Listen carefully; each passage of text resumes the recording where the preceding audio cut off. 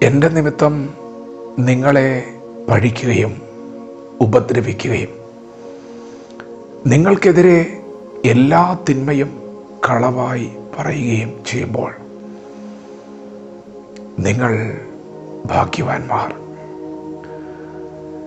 സ്വർഗത്തിൽ നിങ്ങളുടെ പ്രതിഫലം വലുതാകൊണ്ട് സന്തോഷിച്ച് ഉല്ലസിക്കുവിൻ.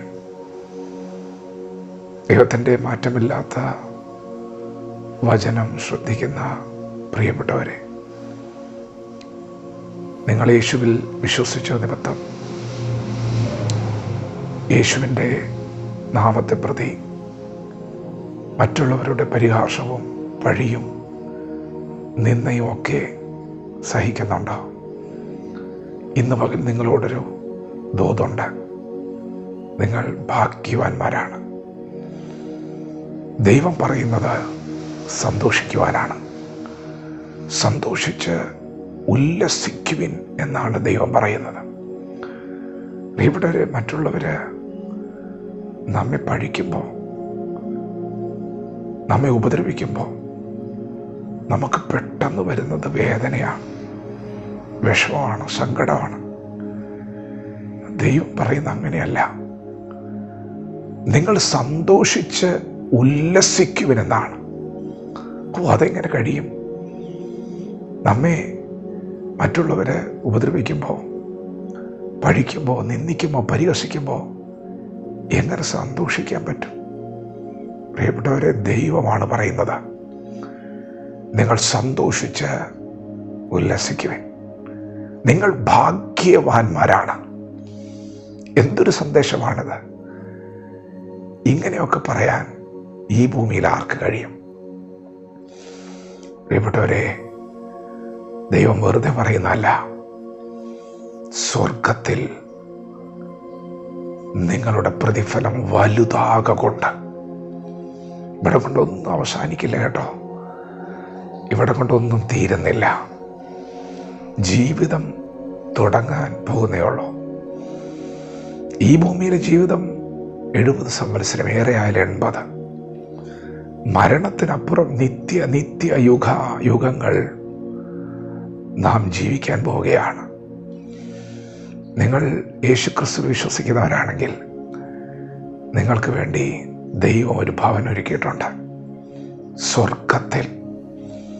ഇന്ന് നിങ്ങൾ അനുഭവിക്കുന്ന നിന്ദയ്ക്ക് ഒരു റിവാർഡുണ്ട്. പ്രതിഫലം വലുതായിരിക്കും. എത്ര പേർ ഇന്ന് പകൽ ഈ ദൂത് ഏറ്റെടുക്കും? ദൈവം പറയുന്നു സന്തോഷിക്കുവിൻ. ഇവിടെ വരെ അങ്ങനെയൊക്കെ സന്തോഷിക്കാൻ പറ്റുമോ? പറ്റും. നമ്മുടെ കർത്താവിനെ നോക്കിയാൽ മതി.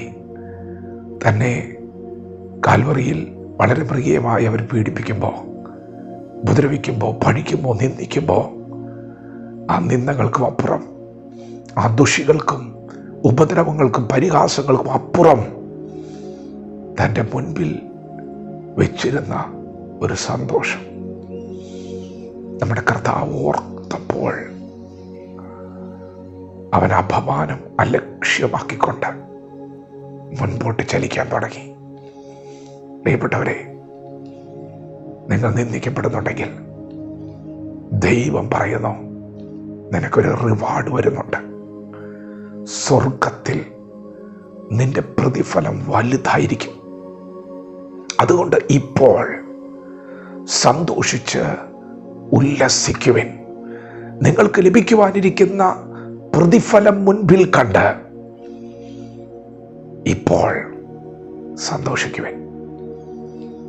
കണ്ണിന് പകരം കണ്ണല്ല, പല്ലിന് പകരം പല്ലല്ല, ശകാരത്തിന് പകരം ശകാരമല്ല.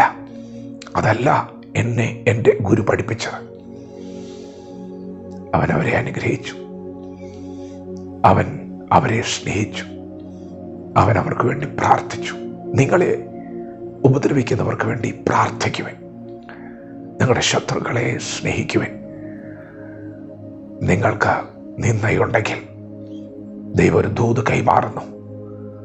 സ്വർഗത്തിൽ നിങ്ങളുടെ പ്രതിഫലം വലുതായിരിക്കും. A great reward is waiting for you. അതുകൊണ്ട് ഇപ്പോൾ സന്തോഷിച്ച് ഉല്ലസിക്കുവിൻ. വചനത്തോട് പ്രതികരിക്കാം.